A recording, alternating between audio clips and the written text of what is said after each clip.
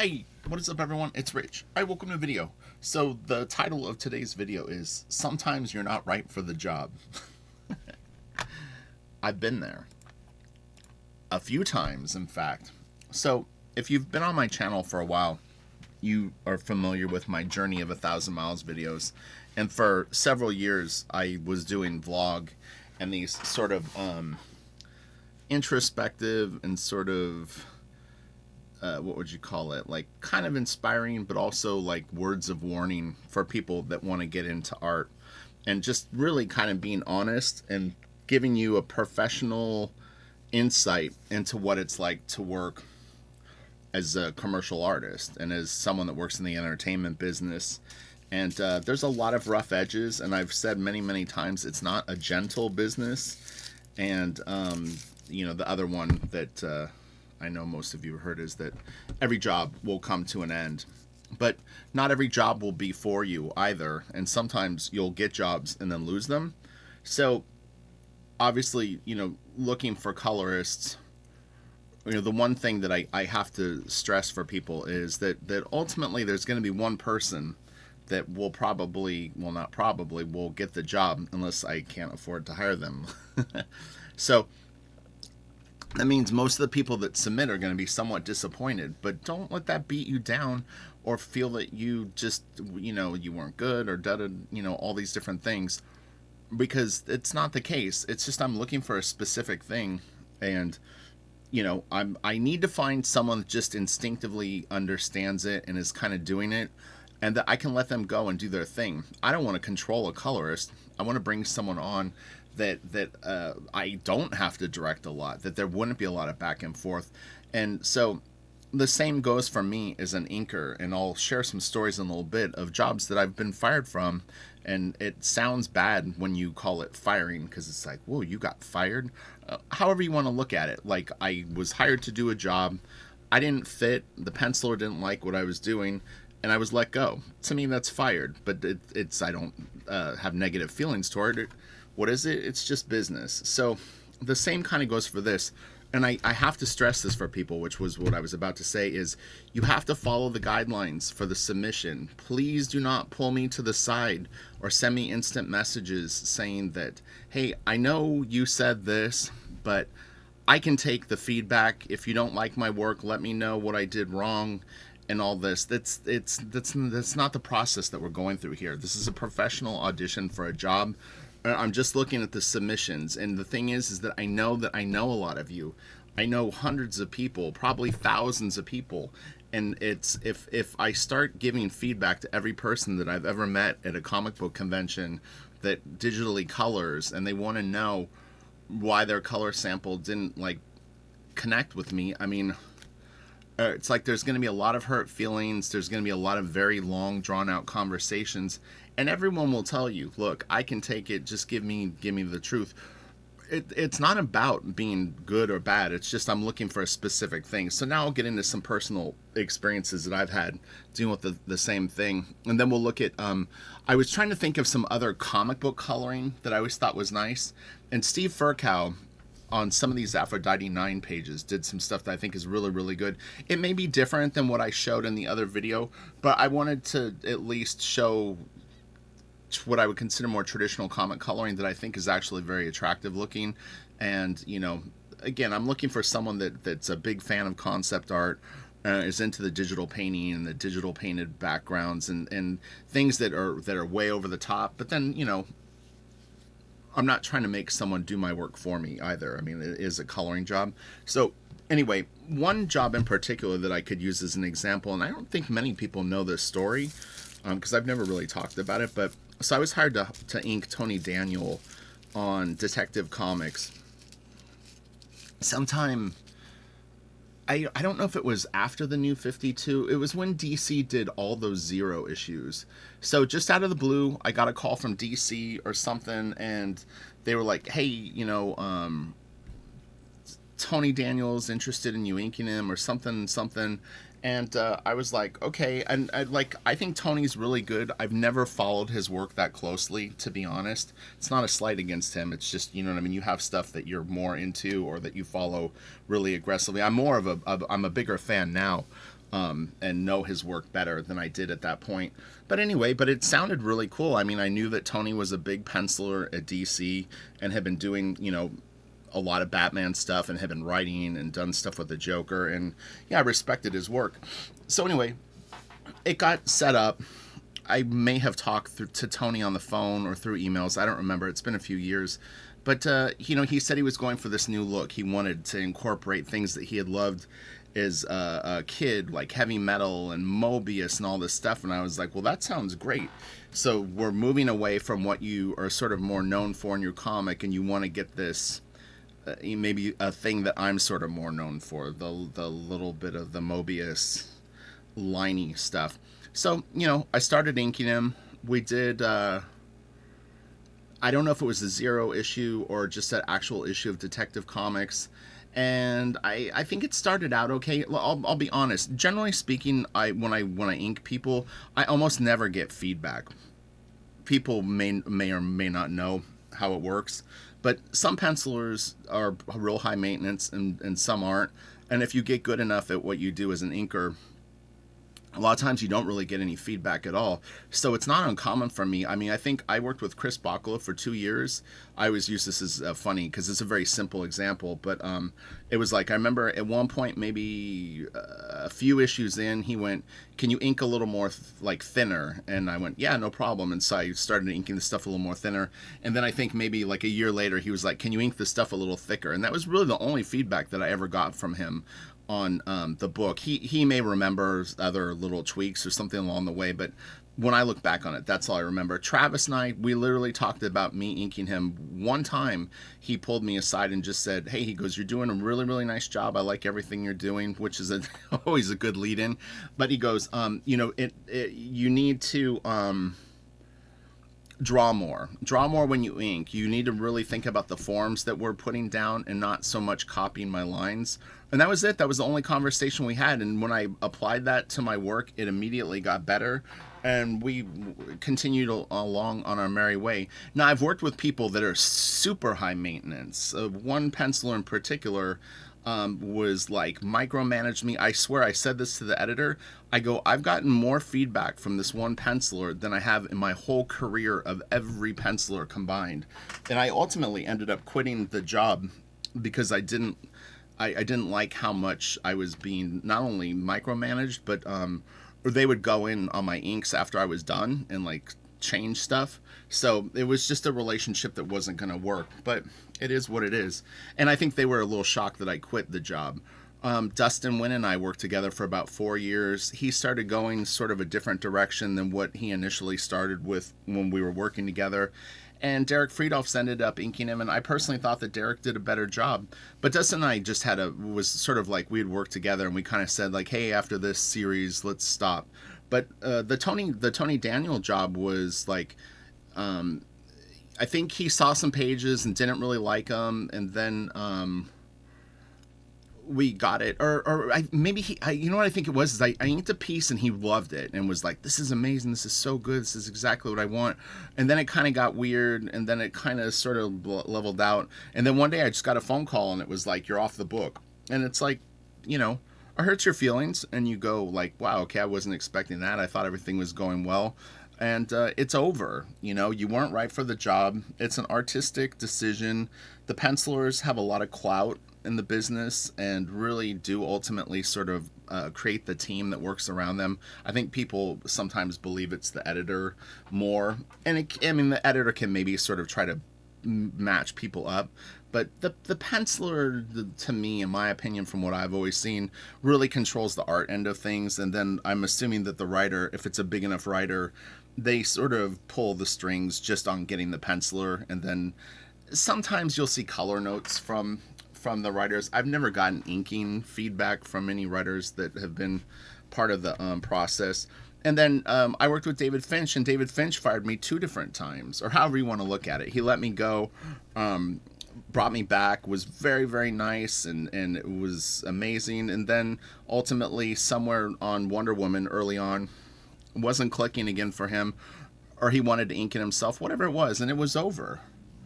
And those are huge, like losing an inking job over David Finch is gigantic, But, you know, it hurts your feelings. You walk away, you kind of lick your wounds. And if you're an adult, you don't hold a grudge against him. It was just a professional decision. You're an artist, and he has a vision, and his vision was different than what I was able to deliver at that moment.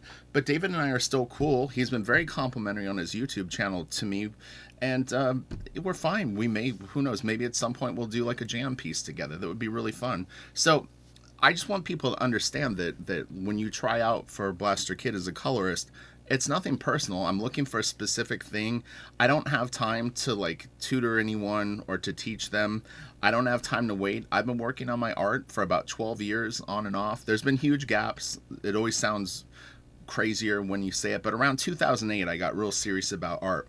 But I had long breaks. When I was inking David Finch for, I think we worked together for about 2 years, or I think it spread out over 3 years.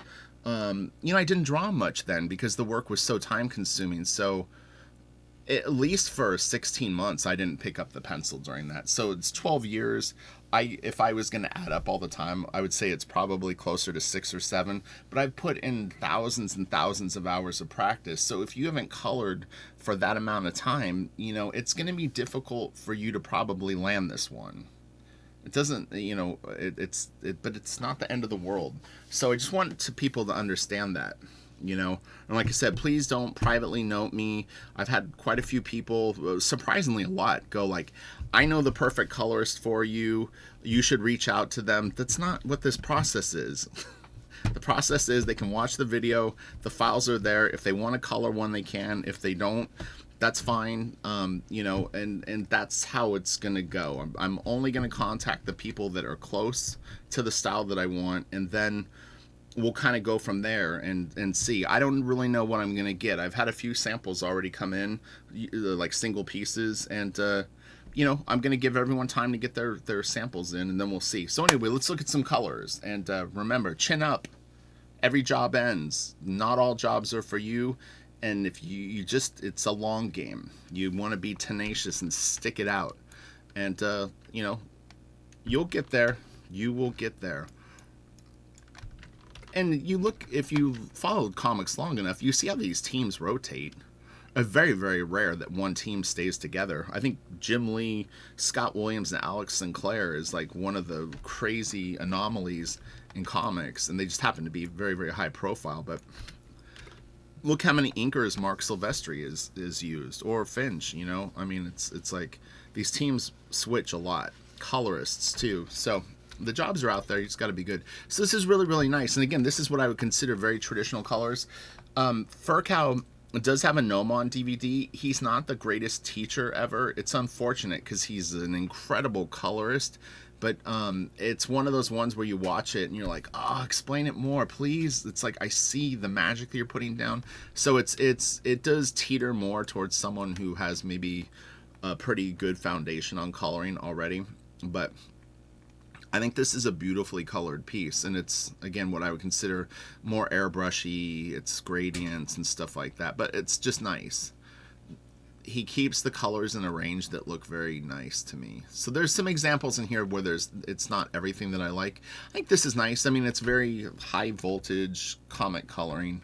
We've seen this before, but there's definitely pages in the Aphrodite 9 stuff that I don't like the colors. I don't dislike it. I'm just saying wouldn't be my aesthetic. It's a weird thing, but this is beautiful. I love what he did with this. This stuff looks great. But yeah, I'm really not looking for just classic, traditional, airbrushy comic colors. It's got to have a little something more. So that other video will lead you into it, I think, more. So this is interesting. It's something that's always stayed in my mind, not this particular piece. But Pat Lee, when he was doing Dreamwave, I think was that the name of his company? And Dark Mind was the comic. They were on to some really, really cool stuff and ideas with this. It had a cell animation vibe to it, and it was really, really nice looking. And so, although I think his work always looks a little underdone, and it looks a little rushed, he talks about it. I actually opened it up. I wanted to read it to you because I thought it was interesting. But Yeah, there was the kernel of ideas that are in this stuff, I think are really, really cool. So sometimes they're not visually the best examples. I thought this was really, really beautiful. And again, I mean, Liquid hits this stuff too, but I like this, you know, kind of painterly approach to the background looks really nice. And it's just nice color choices, you know. Again, he keeps it in a saturation and value range that's very, very appealing. It's not super like fruity, but then if he wants to really burst something out with like high saturation and like almost like a color dodge thing, it's used sparingly. This is another really, really gorgeous page, but low saturation, you know, and then just this real nice sort of reflective hot spot here. It's really, really nice. What I like about this page is not so much these lower panels. I always thought that this right here is just really nice looking. I love these little hints of blue. You've got this, not a true red because it's being lit by the like the neon sign, and even the car, which would be traditionally red. It's just there's a nice atmosphere and texture to this panel. And this is cool for something flashy, but then some of the stuff in here I'm not as big of a fan of. It's not a knock against the color. I'm just saying it's a little not my thing. So this is pretty nice, but lean more towards the other video than this traditional color. I'm just giving some broad sweeping examples. So here's some of the Dark Mind stuff. Well, I'll go through this fast because the pages themselves sometimes are kind of weird, but it's a different style, like different, you know, a different approach, but there's just some interesting ideas. So this is another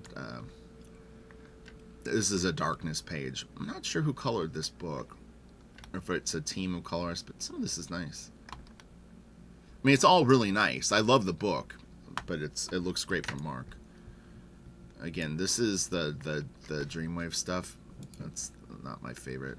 This is nice right here. That looks really cool. And then up here, I love this little bit of lighting on this thing, and some of the up in here, it looks real good. This is nice too, that warm lighting. This is good. This falls a little more into like very bright colors, but I don't know, some of the orange is a little too orangey. There's some more of the Dark Mind stuff. This is a nice page. I love stuff like this. This is really, really good. They get, and it's funny because they kind of do the thing like Anthony Jones was doing, like the robot pencil stuff, where do you see how this has a very like illuminated sort of like vibe right here, but it's used sparingly. It just it separates these panels and makes this pop a little bit, and then this is just really got a great like kind of mood and atmosphere to it. Atmosphere is the word of the day. So this is some of the Pat Lee background. I wanted to read you this because it sums up a little bit of my feelings right now in terms of where is it? Oh yeah, this, of what it's like to do a creator-owned book. And he was doing not creator-owned, but it was like he took on a lot of jobs at once. So the Dark Mind of Pat Lee, and I actually worked with Pat right probably before he started with this company. My last job, the one that I was telling you when I was on Wetworks, originally started with Pat. It was Pat and I went on Wetworks, and we did, I don't remember how many issues, maybe 4 to 6, but it was very, very detailed at first, and then he got very sloppy, but he talks about that here.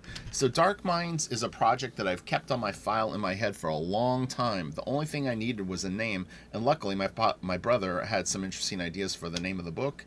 We did most of our thought process at cafes or pub halls. Then we slapped the idea to Adrian, and we let him loose. My writer Adrian has put a lot of ideas into Dark Minds, and one of the reasons why I like working with him is because he's incredibly fast. That's going to be a key element to everything as we move along. That's what I look for when I hire new talent. I would say quality probably over speed would be my preference, but speed is helpful, and speed and quality. So I could sit at my art table for 9 hours a day penciling one page, but in my position, I don't have time to do that. I usually pencil 1 to 2 pages a day, and I usually only get 4 to 5 hours to do it. Can you imagine? So he does 2 pages a day, and he gets 4 to 5 hours to do a page. That means he's spending 2 to 3 hours per page. Sometimes as an artist, you can't always push out your best work if you want to get into the comic shops. Getting Dark Minds out there one time is more important, or getting Dark Minds out there on time is more important to me, no matter what the cost was. It's quite difficult to stay on schedule and to still keep good art. 3 hours a day is usually dedicated to paperwork and phone calls.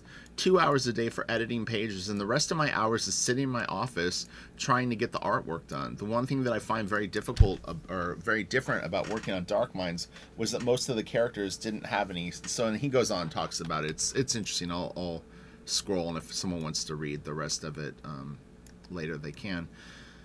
But yeah, I mean, that's sort of what is going on now with a lot of people that are interested in self-publishing. Is we're YouTubers, we could have Patreons, we're taking orders, we're promoting, we're the editors of our books, we're the writers of our books, we're the pencilers of our books, we're the inkers of our books.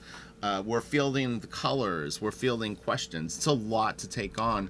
So what I just thought it was interesting is that for him, what buckled was the quality of the art. What I think people do now is we want the quality of the art very high. We take a little bit longer to produce the books. This was at a time where deadlines were really being destroyed by inconsistent art teams and stuff like that. And so Pat starting his own company, I think that was one of his own mental mandates, was that he was going to get out on time no matter what. So anyway, but stuff like this I thought was kind of cool. It's, you know, again, very, very different, but it's got a little bit of that monochromatic feel. There's an atmosphere to it. It looks different than things that you might normally see.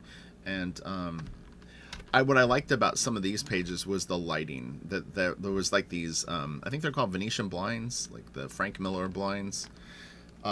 There was a lot of like lighting that was being done by him. You could see him over here, but the lights like streaming through. Little cues like that I think are very, very neat, you know. This is another Steve Furkow page. Very nice. The background is, you know, a little painterly. It's, you know, again, it's a little more airbrushy than probably I'm into. But then this is nice. You know, this is really beautiful. It's got this nice amber glow here. Goes into these darker colors. You can see a little bit of violet, or just a very subtle hint of another color coming up in here. And her skin and stuff like that I think looks pretty cool. Sometimes comic book flesh tones can look really weird to me. So I would almost prefer washed out or things like that. And, you know, again, just trying to show an example of some different stuff here. It's like I said, the stuff doesn't like melt my mind, but this is great. This is really, really beautiful right here. The colors on that are so good. Really, really nice.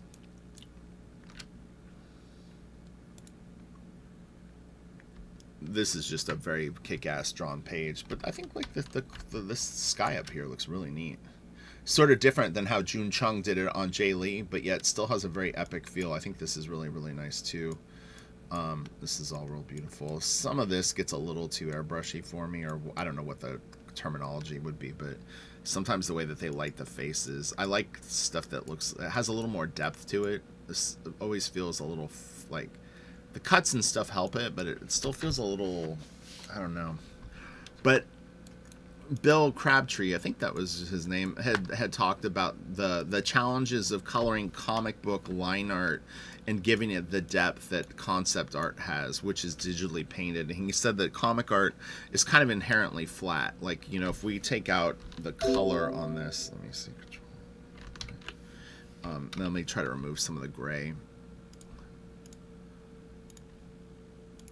Yeah, comic art, even as great as someone like Mark is at like rendering things, it can look a little flatter. And how do you create form on such flat drawings? So part of, I think, the process for me and whoever colors the Blaster Kid stuff would be is to collaborate, you know, get that communication going where they say, hey, look, to get this look, we're going to need to do this. I need you to do this. You need to, you know, we need to think differently about it. Stuff like that is appealing to me. So I'm interested in learning too. So I need an equal, you know. someone that's coming at it with their own opinions on things and their own strategies. That's really important. I think this is actually very, very nicely colored.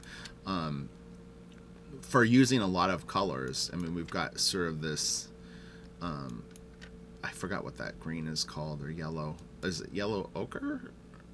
Maybe. But anyway, but it's like a pea soup yellow.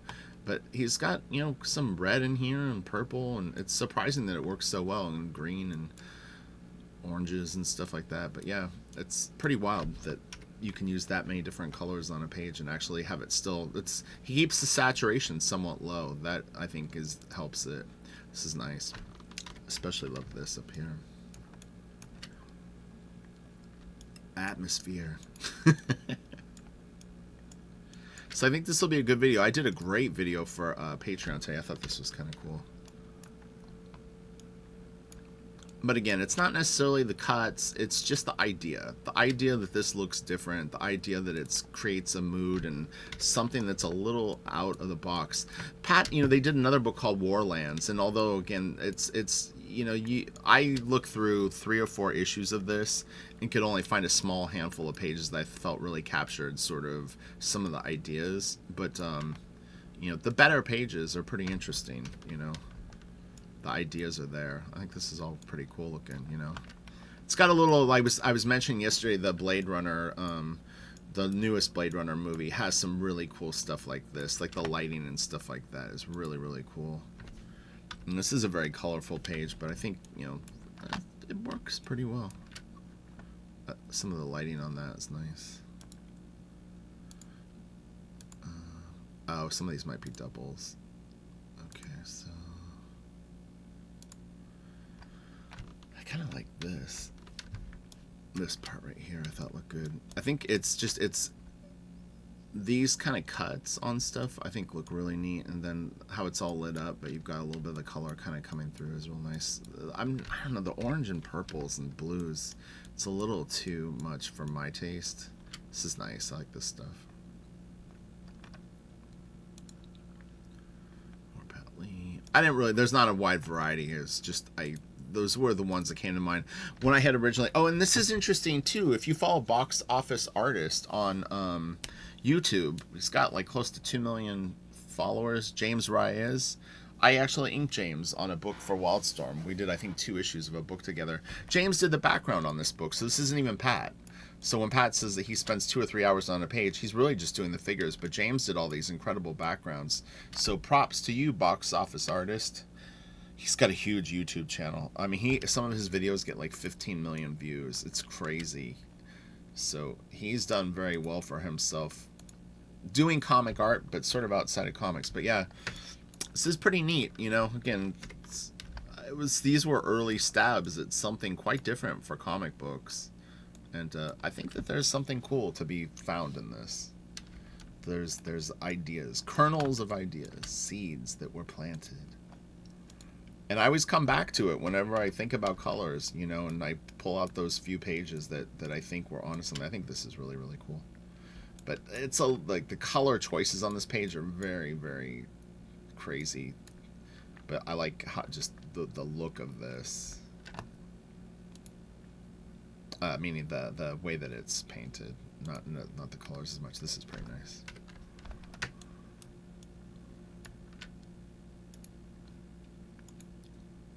Booty. It was funny because in our Wonder Woman book we did a shower scene. What? Again, this is part of it's just Mark draws so cool. The colors are great though, but yeah, this is cool. And this is pretty neat. This is really, really cool right here.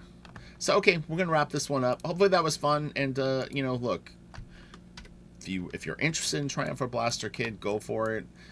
I've mentioned a few times, don't kill yourself, don't get super worked up over it. Just it should be something fun and something that you give it a shot if you're into it. And for the people that are real serious about it, they're gonna dig in and really kind of try to deliver it and nail it. And I'm excited to see it all, and I really appreciate anyone that takes the time to do it. I mean, I think it's rare that a professional comic book artist will do an open audition like that. And the fact that I provided like 3 or 4 super high res files of my work on a book that's not even out yet, shows that I'm walking the walk. You know, it's like, it's not an act that I come and hang out with all of you. It's the real deal. So I believe in all of you. I said that on Twitter last night, but you know, there's only one position open, and I have to focus on that. That's the job right now, is do this first Blaster Kid book and get it looking as kick-ass as possible. So, all right, have a great day. Best of luck with everything, and you know, I'll talk to you guys soon. All right, bye.